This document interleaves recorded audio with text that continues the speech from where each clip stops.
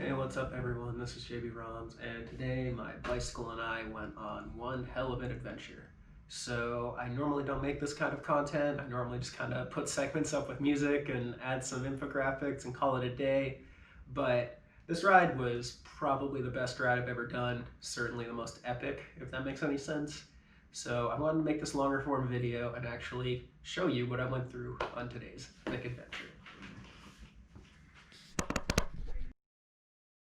So setting off here, I left from my hotel, which was just outside of Johnstown, Pennsylvania, up near the University of Pittsburgh at Johnstown, which is already at the top of one of these mountains, so I had to descend for a bit. And it was really nice actually seeing the morning fog as I headed my way into the Gallitzin State Forest. Now in Pennsylvania, a lot of the gravel roads, you'll find them on a map, but they won't necessarily tell you that it's gravel. The state seems to be pretty poorly documented in that regard. But you can kind of tell, especially when it's a state forest, that most of the roads are going to be gravel. And in this particular case, this road was beautiful. It was a perfect Sunday morning, and I'm just here climbing this gravel road. And the entire time I was on here, I saw exactly one car. And that one car left a gigantic stream of dust behind it. That should be coming up here in the video soon.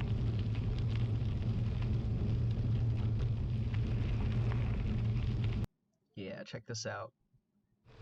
And then this road led all the way up to a wind farm, which I thought was awesome. I've never been up close to wind turbines before. But there were plenty of them right at the top of this hill because the mountains in Pennsylvania tend to have pretty flat tops. This particular clip was something like lightning in a bottle for me because it feels like I'm riding into the sky as this one spinning turbine's illuminated by the sun, but others are appearing on the left and on the right. It's really cool. And obviously I wasn't expecting to get anything near that cool. Alright, so how cool is this? I'm currently standing in the middle of a massive wind farm, it looks like. Check out these turbines all through the distance. There's even some behind me here. Yeah. Yo, this is nuts. I love it.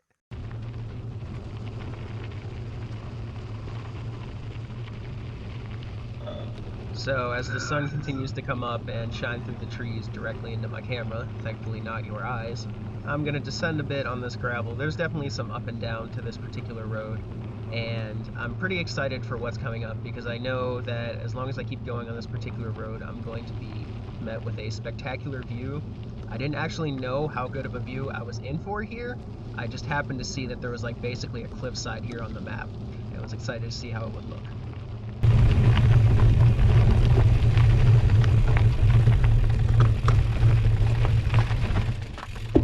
Oh my god. Holy shit.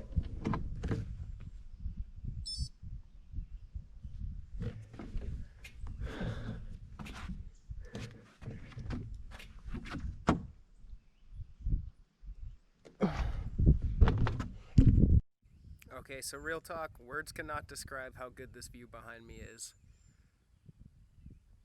I can see mountains and mountains and mountains, and it's a humid morning, so I can just see and the water vapor coming up through the valleys. It's gorgeous. I just got a lot more complicated and a lot more technical. Alright, so pretty much immediately after the best view that I've ever seen in my life, I end up following my GPS route, and it tells me that I need to go here. And once in a while I end up with a weird connection like this after using the move, because once again, Pennsylvania is not well documented, so a lot of these backwoods trails, you don't know if they're gravel roads, you don't know if it's single track, you don't know if they're road surfaces that are only plants. This definitely took me by surprise. I was not expecting this, and this is deep into no cell service territory as well, so I was a little scared. But at the same time, I thought this was really fun, and I'm glad I did it, even though this was definitely one hell of an adventure, and I got torn to shreds by these plants because there are so many wild thorn bushes here. Oh my god, a real path! So I made it onto some double track, but not for very long. Of course not for very long.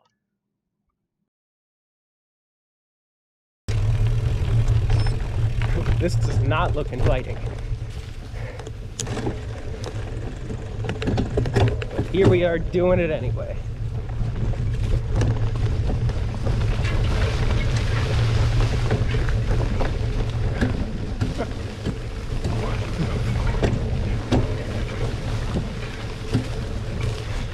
So as you can see, I'm getting whipped by weeds, my bike is getting whipped by weeds. There's some amount of trail here, but it's very obvious that nobody has touched this in at least several months. So pretty much there was an entire hour of this particular situation. And you know, when you're in a situation like this, it's not just that I'm getting whipped and torn apart by the plants, they're also hiding rocks that are definitely down on the ground. And the GoPro image stabilization is really good, but I can tell you, they were there.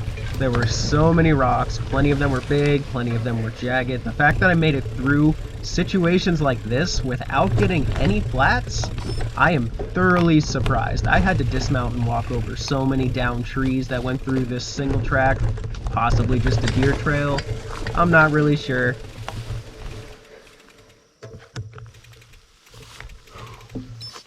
Double track at least.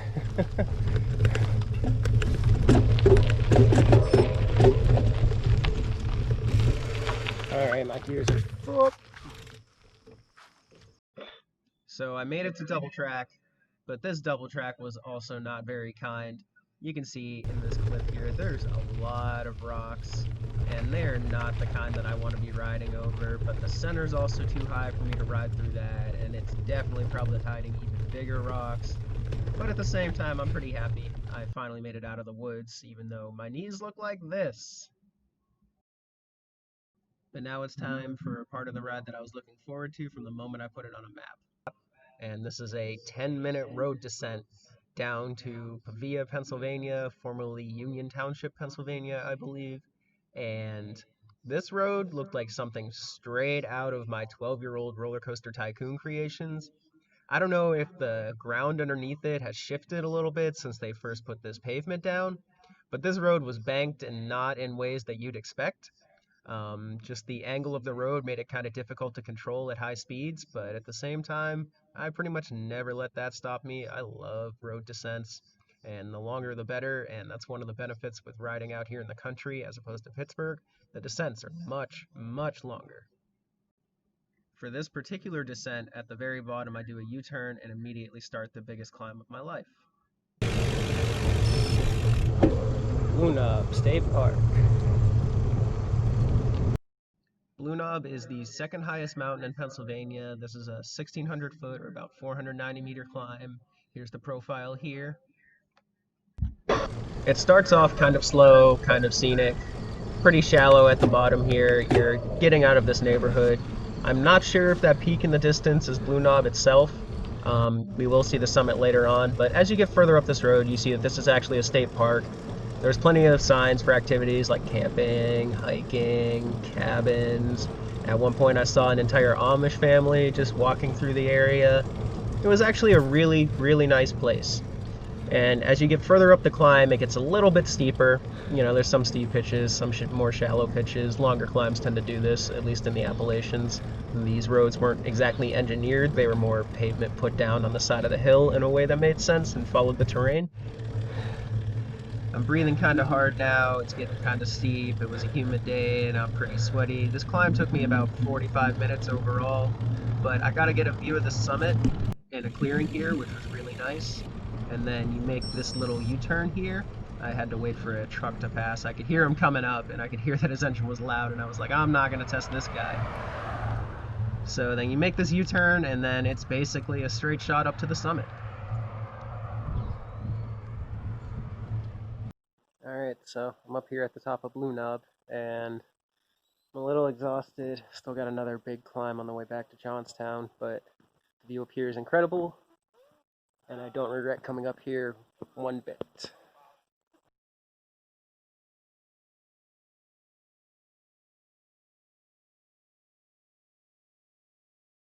And then it's time for the descent back down Blue Knob.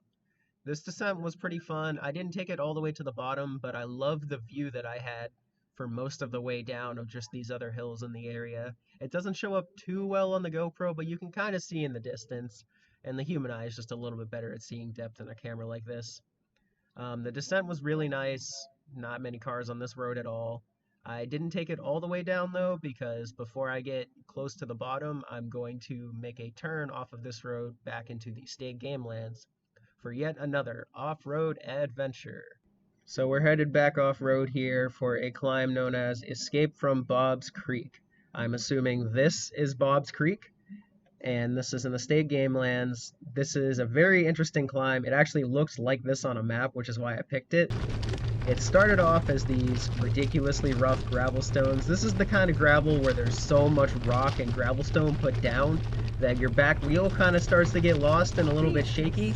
You can see the GoPro is really good at stabilizing this all out, but there's definitely some moments where I'm losing traction because the gravel is almost as if I'm riding through mud. It just doesn't have any full traction, and if I were to pedal too hard, I'm just going to spin my tire.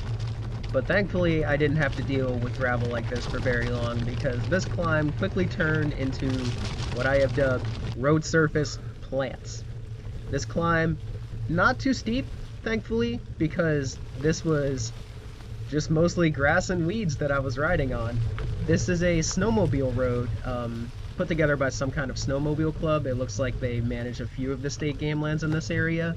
And a couple of the other snowmobile roads I'd ridden were really rough, really steep gravel, so this was a pleasant surprise, and honestly, out of all the ones I've hit so far, this is probably the one I would most want to ride a snowmobile on. But of course, I'm not on a snowmobile, I'm on a bicycle, a gravel bike at that. So this road surface was less than optimal. This was yet another instance where I had to clean a bunch of gunk out of my gears afterward. Everything seemed to get stuck in my cassette this ride. But eventually I made it back to some double track at the top, and this actually took me right back to the top of the descent that I did earlier, and then I'm going to go down it in the other direction. And at this point I'm feeling a certain sense of relief because this is basically the last of the not paved part of this ride, and I'm always a little sketched at the not paved parts. I do still run inner tubes, which makes me vulnerable to pinch flats, and they have happened when I've been in less than optimal situations out here in the woods, possibly with no cell service. Like if I seriously damaged my bike, it would be a long hike back to the nearest road with cell service here.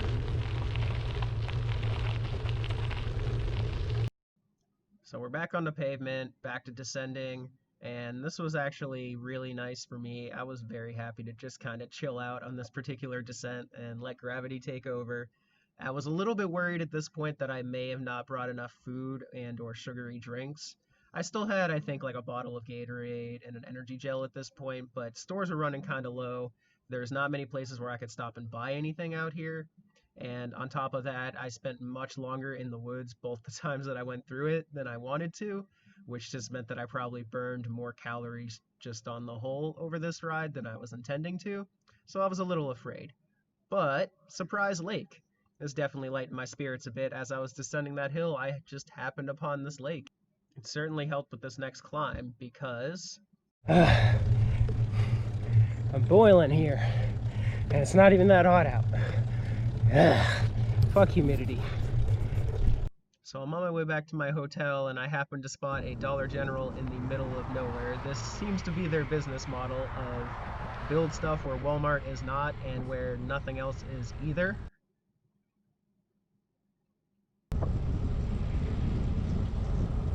There it is.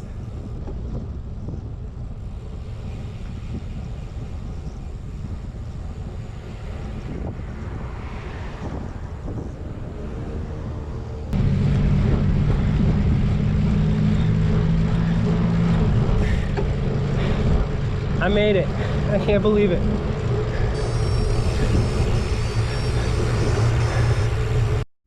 Alright, so I'm finally back in my hotel room and showered, and I'm on the road to recovery. And on a big day like this, I always let myself eat whatever the hell I want afterward.